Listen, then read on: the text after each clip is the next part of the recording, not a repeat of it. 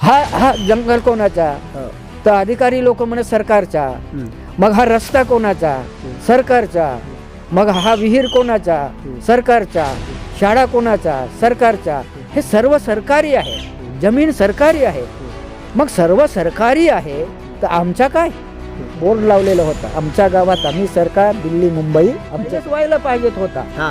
Direct Delhi to गल्ली, गल्ली to Delhi, beach में दलाल.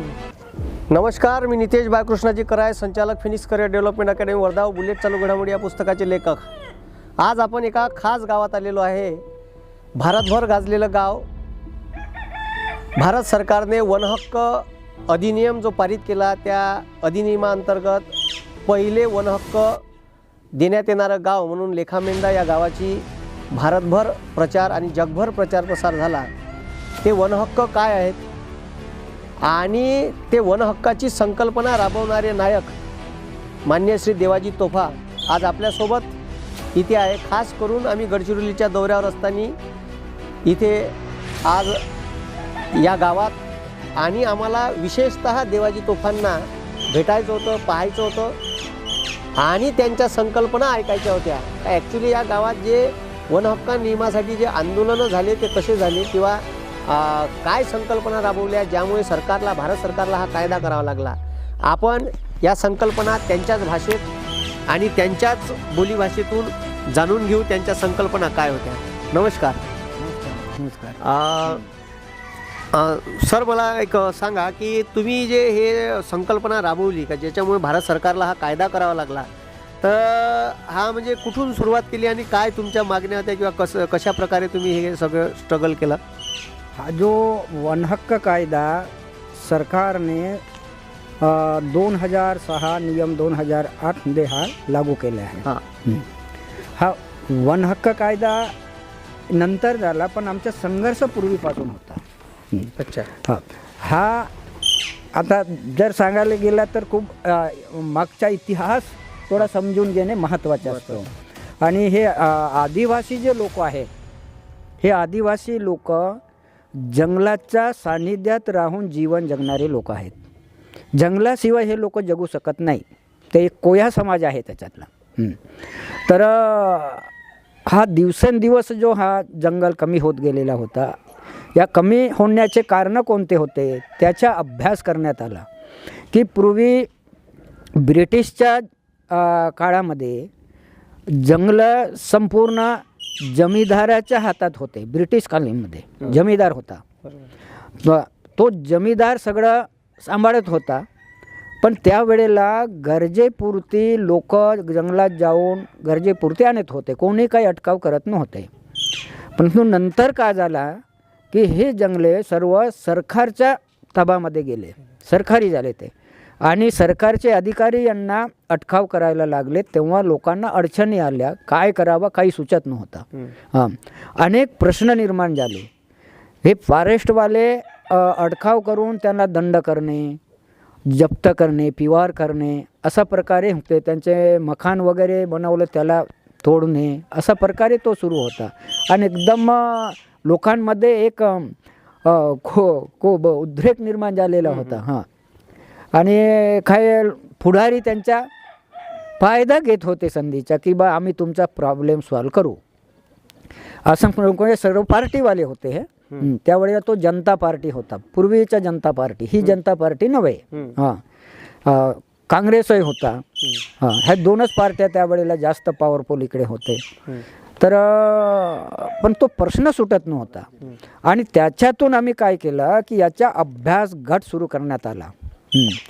जंगल, आदिवासी लोक, संस्कृती, समाज व्यवस्था, न्याय व्यवस्था, जीवन जगण्याची पद्धती, सरकारी कायदे, निस्तार हक्क, हे वेगवेगळे याच्यावर एक अभ्यास सुरू झाला. आणि त्या अभ्यास करण्यासाठी वेगवेगळे लोक सहभागी झाले होते. जसं की एक मोहन हिराबाई हिरालाल म्हणून आहे, वृक्षमित्र संस्थेचे संयोजक आहेत. आणि डॉक्टर सतीश गोगुलवार आहेत, ते आम्ही आमच्या आरोग्यासाठी संस्थेचे आहेत, कुरखेडा. अनेक लोकही ते जोडले, वेगवेगळे लोक आमच्या अभ्यासामध्ये, त्याच्यात अभ्यास गटामध्ये. आणि त्याच्यातून आम्हाला कळला की कायदे आम्हाला माहिती नव्हते, परंपरा आम्हाला माहीत होती कसं आहे, रीती रिवाज काय आहे, पण कायदे माहीत नाही. बाकीचे लोकांना कायदे माहीत होते, पण आमच्या आदिवासींच्या संस्कृती रीती रिवाज काय आहे हे माहीत नव्हतं. या दोघांच्या मध्ये असा जोड झाला आणि त्याच्यातून एकमेकांपासून शिकण्याची एक पद्धत सुरू झाली, रास्त सुरू झाला. आणि नुसतं अभ्यास म्हणजे अभ्यास नाही, आणि गावात पण महिला पुरुष युवक निरक्षर असला तरी काही फरक पडत नाही, काही फरक पडत नाही. की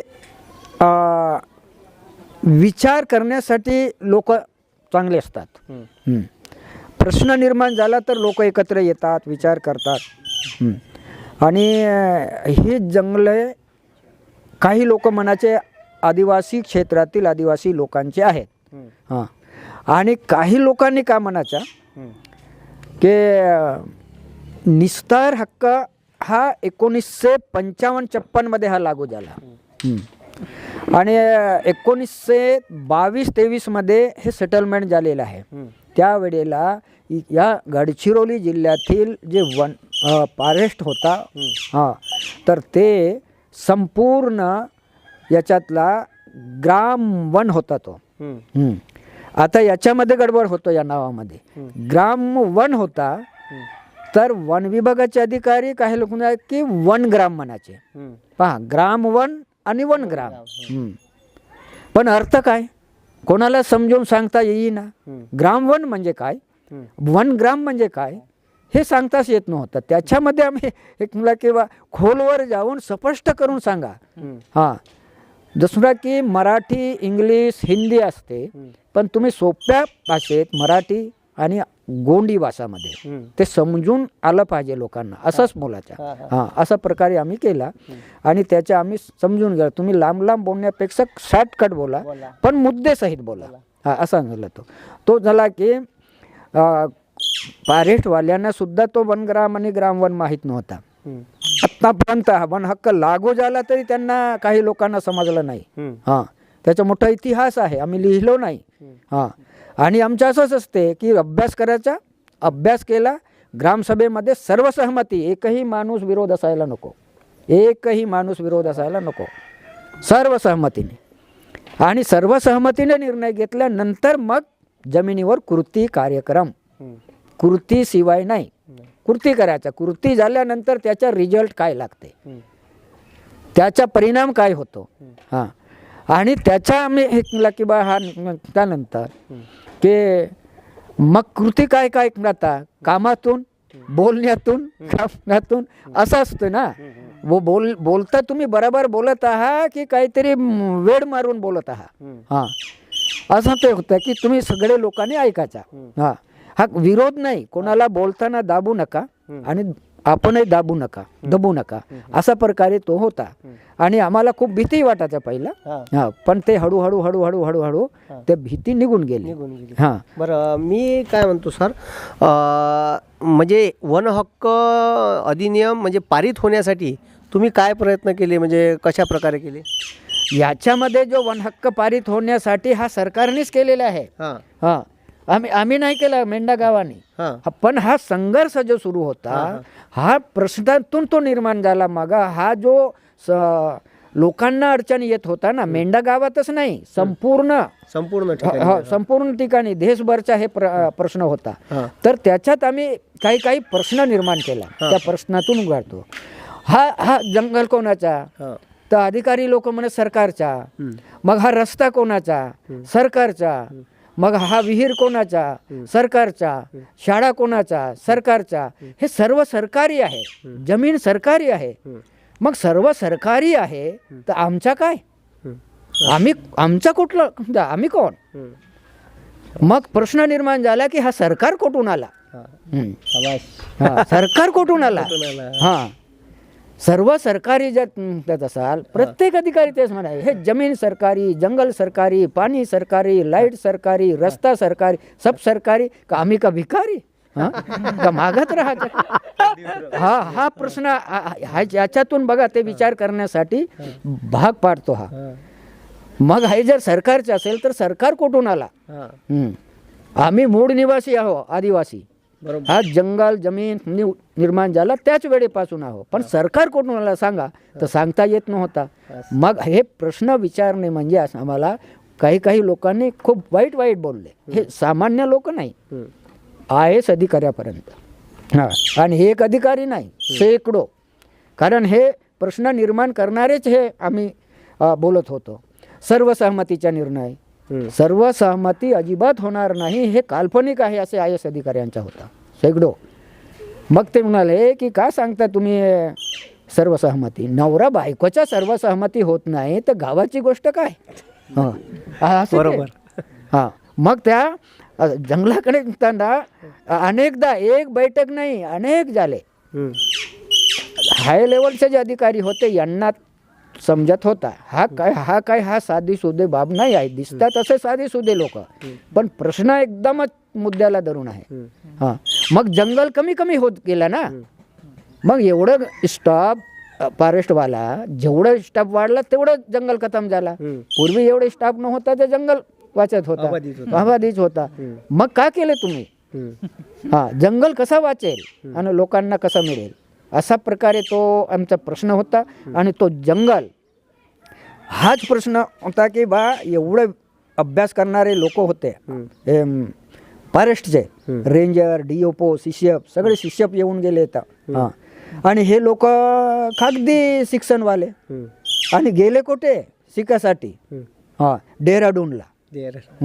सांगत होते आम्ही डेहराडूनला गेलो, एवढं किताब वाचलो, आम्हाला एवढूसा भेटला. आणि तुम्ही कुठेच नाही गेल्या तर तेच मुद्दे तुम्ही मांडत आहात म्हणे, तुमच्याकडेच चांगला अनुभव आहे. आम्ही मग त्याच्या की मी पण गेलो होतो डेहराडूनला. अच्छा, तुम्ही पण? त्यांना प्रेझेंटेशनसाठी, त्यांचं शिक्षण द्यायसाठी गेलो होतो. हां, 10 दिवस राहिलो तिथं. हां, हे आहे अधिकारी आहे ना, भारतीय वन संशोधन केंद्र आहे डेहराडूनला. हां, ते तर आहे ते. आणि पूर्ण भारतातले लोक आले होते ते. हां, आणि ते मोठे अधिकारी. मीच ते तर कमी शिकलेला आदिवासी. पण असा प्रकारे होता. आणि समोरचा हा जो कायदा झाला, हा, आमचा प्रश्न वेगवेगळे आताही तयार करणं. जसं की आपले प्रतिनिधी असो, अधिकारी असो, कोणी असो, कसा असावा आणि कसा नसावा. जर तुम्ही अधिकारी झाले, वनाचे अधिकारी आहात तर जंगलाबद्दलचा सर्व ज्ञान असणारा अधिकारी पाहिजे. नाही तर काही कामाचा नाही, तो नुकसान करेल. हां, त्यांच्याकडे प्रश्नच नाही. आम्ही प्रश्न विचार, उत्तर देता येत नाही. हे वनस्पती ओळखत नाही, झाडं ओळखत नाही, प्राणी ओळखत नाही, मग कशाचे तुम्ही वन अधिकारी? हे जर नसेल तर कधीही तुम्ही या विभागामध्ये राहू नका. तुम्हाला जिकडे जमते तिकडे जा ना. हां, तुम्ही तर हे उपजीविकेचा प्रश्न सोडवण्यासाठी काहीतरी वेळ मारत आहात. हां, समाजाचा काय?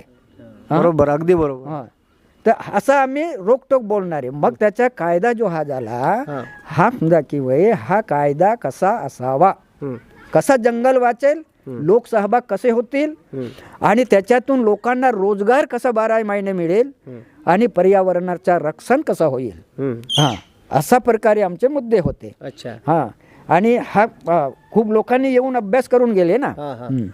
आणि हा कायदा कसा आहे हे सगळ्यांनी समजून घ्यावा. हां, तर हा आता नंतरच्या काळामध्ये आम्हाला हळूहळू शिकायला मिळाला. तो एक घोषणा आहे ना आमचा, हे सरकारी जंगल आहे तर आम्ही कोण? मग तुमचा हे सरकार कुठे आहे हे शोधलो ना मी, की सरकार दिल्ली आणि मुंबई. हां, मग आमच्याकडे सरकार नाही. मग आम्ही त्याच्या काय केला की दिल्ली मुंबई आमचं सरकार, आमच्या गावात आम्हीच सरकार, जल जंगल जमीन गाव समाजाचा अधिकार. हां, असा प्रकारे तो घोषवाक्य झाला. मग त्याचा प्रश्न निर्माण झाले, मग तुम्ही कसे सरकार म्हणून? हां, आम्ही सरकार नाही, आमच्या गावात आम्ही सरकार, तुम्ही कसे? आणि दिल्ली मुंबई सरकार कसे? त्याला आम्ही अभ्यास केलो ना. जे प्रतिनिधी आम्ही निवडून देतो दिल्ली मुंबईचा कारभार सांभाळण्यासाठी, आमदार आणि खासदार, हां, ते निवडून देतो, ते सांभाळतील ना. ते तर आम्ही जाऊ शकत नाही सगळे लोक. आणि आमच्या गावात आम्हीच सरकार म्हणजे आमच्या गावात टोला मोहल्ल्यामध्ये ग्रामसभा बसून महिला पुरुष एकत्र बसून सर्वसहमतीने निर्णय घेऊन ते आम्ही आराखडा तयार करू, सर्वे करू, आराखडा तयार करू, अंमलबजावणी आम्हीच करू. फक्त आमच्या सरकारने मदत आम्हाला करावा. आम्हाला कुठे मदत लागेल, टेक्निकल मदत आहे, कुठे कुठे इस्टिमेट बनवायचे आहेत, ते तर सरकारने मदत करायच्या, एवढंच आमचं आहे. तर खूप लोक इथे विरोधक बोलले, भरपूर लोकांनी बोलले, हां भरपूर बोलले, पण ते काही चुकले नाही. हे एक शास्त्रीय पद्धतीचे आहे. हां ते अभ्यासच केले नव्हते ते. ह्या अभ्यास केल्यानंतर की त्यांना उत्तर नाही त्याच्याकडे. तुम्ही कोण, म्हणजे आय एस अधिकारी यासारखा आम्हाला प्रश्न विचारला. FM वाल्यापैकी भरपूर लोकांनी प्रश्न विचारले. तर त्यावेळेला असं झाला की त्यांना की हा जो आमच्या गावात आम्हीच सरकार, दिल्ली मुंबई आमचं सरकार, हा 2 वाक्यामध्ये समजून घ्या. तो मोठाही होतो आणि लहानही होतो. एका चांगल्या अधिकाऱ्यांनी प्रश्न विचारला की हे तुमच्या देशद्रोहाचे वाक्य आहेत. अरे हे आमच्या गावात आम्हीच सरकार. तो आमच्या गावात आम्हीच सरकार त्याला काही लक्षातच आला नाही. बोलणारे लोक खूप बोलतात ना, पण अभ्यास केले नव्हते. मग तो आमच्या गावात आम्हीच सरकार म्हणजे हे हे वाक्य आहे. तुम्ही सरकारचे एकदम विरोधक बोलता, सरकारपासून एक अलग आहे, अलग राज्य निर्माण करण्याचा तुम्ही काम करता. असं आमच्या गावात आम्हीच सरकार म्हणून. हां आम्ही ऐकायचं, पहिलं काम आपल्याच्या ऐकण्याचं काम. समोरचा माणूस का बोलत आहे बोलू द्या, त्यांना जेवढं बोलायचं आहे तेवढं बोलू द्या. खूप रागाने बोलला तो. खूप त्याला वाटलं की हे आदिवासी लोक यांना काही समजलं नाही. ठीक आहे, आम्ही बोलत गेलो. आणि नंतर मग तो शांत झाला की आम्ही बोललोच नाही ना. न बोलल्यामुळे त्याच्याकडे बोलणारे होते ते पूर्ण संपून गेला. हां खराब हवा निघून गेली, शुद्ध हवा प्रवेश केला, शांत झाला. तेव्हा हा याला कसं बोलायचं आता, इथं IAS अधिकारी आहे, कलेक्टर आहे. मग आम्ही म्हणलं की बा त्याला मानवेल असाच बोलावा लागलो. आम्ही बोललो, आम्ही तसं माणसंच होतो आदिवासी लोक. नाही साहेब आमचं चुकलं, हा आमच्या गावात आम्हीच सरकार आणि दिल्ली मुंबई आमचं सरकार म्हणणं चुकलं. थोडा त्यांच्या चेहऱ्यामध्ये हा बाब चांगला वाटला की मान्य केले, हे लोक मान्य केले. पण तुम्ही वन साईड बोलले साहेब. पुन्हा प्रश्न विचारला, कसं वन साईड, तुम्ही आमच्या गावात आम्हीच सरकार म्हणून, मग तुमचं कसं, आमचं असं नाही आहे. दिल्ली मुंबई आमचं सरकार, आमच्या गावात आम्हीच सरकार. थोडा पटते पण बरोबर नाही आहे तुमचे म्हणे. मग याला का जास्त सांगण्यात काय अर्थ आहे. मग साहेब आमच्या गावात आम्हीच, तो रेटला ना, आता त्याच्याच शब्दाने जावं लागेल. आमच्या गावात आम्ही म्हणजे आमच्या गाव आम्ही, तालुका आम्ही, जिल्हा आम्ही, राज्य आम्ही, देश आम्ही आणि पूर्ण जग आम्ही. सुटला का अमेरिका, पाकिस्तान, ऑस्ट्रेलिया, कसं कसं आम्ही ते असं आहे का. मग कसं आहे, तुम्ही ते एकदम जगाकडे पोहोचवले म्हणे. हा विश्वामध्ये आम्ही आहो, विश्व आमच्यामध्ये आहे, जगामध्ये आम्ही आहो, जग आमच्यामध्ये आहे. मग त्याला बोलावा लागला की भारतीय संविधानाच्या वरच्या वाक्य वाचा बरं, आम्ही भारताचे लोक काय कमी आणि कोठे कमी, का शिकले याच्यात. या एकच वाक्यामध्ये सर्व समजलं पाहिजे भारतीय संविधान. बरोबर. आम्ही, मी नाही, सर्व आपण मी मध्ये अटकलो. धर्म अटकला, जात अटकली, सरकारही अटकला. मी पहा एका शब्दामध्ये. मग त्यालाच पटला. असं आहे का, मग काय करणार. आम्ही सांगणार नाही, आम्ही सरकार गावात आहे, प्रतिनिधी येत आलेला. मग येतो आला आणि त्यांनी कामही करून दिला. म्हणजे असं सगळ्या लोकांना समजते असं नाही. म्हणून हा जो आमच्या गावात आम्हीच सरकार, दिल्ली मुंबई आमचं सरकार, कोणाला येथून सुटून जाता येत नाही. आणि दुसरा जो आहे कायदा तुम्ही विचार, म्हणजे हाच आहे, जंगल आमचा, जमीन आमच्या. आम्ही म्हटल्यानंतर येतं जंगल कोणाचं आहे, जमीन आमचा आहे, जंगल आमचा, पाणी आमचा, सरकार आमचा, विकास आमचा, मुलं आमचे, मुली आमचे. कशाला राजकारण येतं. आत्ता मोर्चा काढण्याची वेळ नाही. महागाचं सोडूनच द्या, संपलं. महागाचं कामच नाही आहे, संपलं. आता काय राहिलं मग मागाचं नाही आहे, अंमलबजावणी करायचं आहे, येतं काम करायचं आहे तिथे. म्हणून याला आता कलेक्टरला पण आम्ही सुचवलं होतो की हे आतापर्यंत वेगवेगळे बोलत होते, आता समन्वय समिती आहे, कन्व्हर्जन समिती, सर्व डिपार्टमेंटचे एक दिवस ते महिन्यातून एकदा बसतील. जिल्हा लेवलवर, जिल्हा लेवलवर कोण जाणार, तालुका लेवलवर हे करा, पंचायत लेवलवर करा.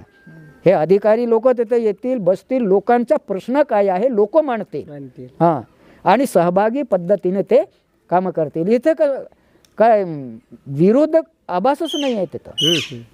म्हणून हा कायदा कसा झाला, हा कायदा खूप अभ्यास केले सगळ्यांनी, देशभर झाला, आणि देश नाही तर विदेशात सुद्धा झाला. विदेशात सुद्धा हा अभ्यास झाला की पर्यावरणाचं नुकसान करतं, की हा रक्षण करायचं असेल तर कसं करायचं. लोकांचे जंगल होते पूर्वी, ते लोकांकडेच द्यावा लागेल. लोकशाहीमध्ये लोकांनी लोकांसाठी करावा आहे. आता हे तर पुढारी करत आहे. मला एक सांगा, आता या कायद्यातून आपल्या ग्रामसभेला वनसंपदेवर अधिकार मिळाले, म्हणजे बांबू तोडाचे आहे, तर हे तुमच्या सभेच्या संमतीनं होते का, म्हणजे सर्व की कसं? हा, सर्व आता सभाचा हा या जंगलाचा जो अधिकार आहे पूर्ण गौण वनोपजाची मालकी ग्रामसभेला दिलेली आहे. भारत सरकारचा आहे कायदा, हा कायदा आहे भारत सरकारचा आहे, का महाराष्ट्र सरकारचा कायदा नाही आहे. अच्छा, आणि याच्यातून आपल्या समजा ग्रामपंचायतीला किती उत्पन्न होते वार्षिक तरी? ग्रामपंचायतीचा नाही, ग्रामसभेला होतो.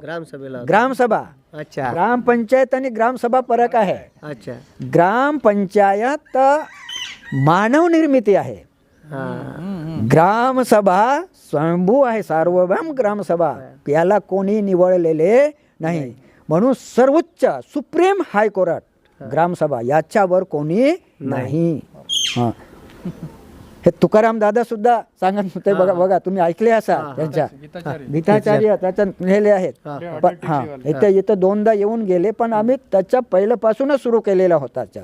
हा, कारण व्यक्तीला कोणी निवडलेला नाही आहे.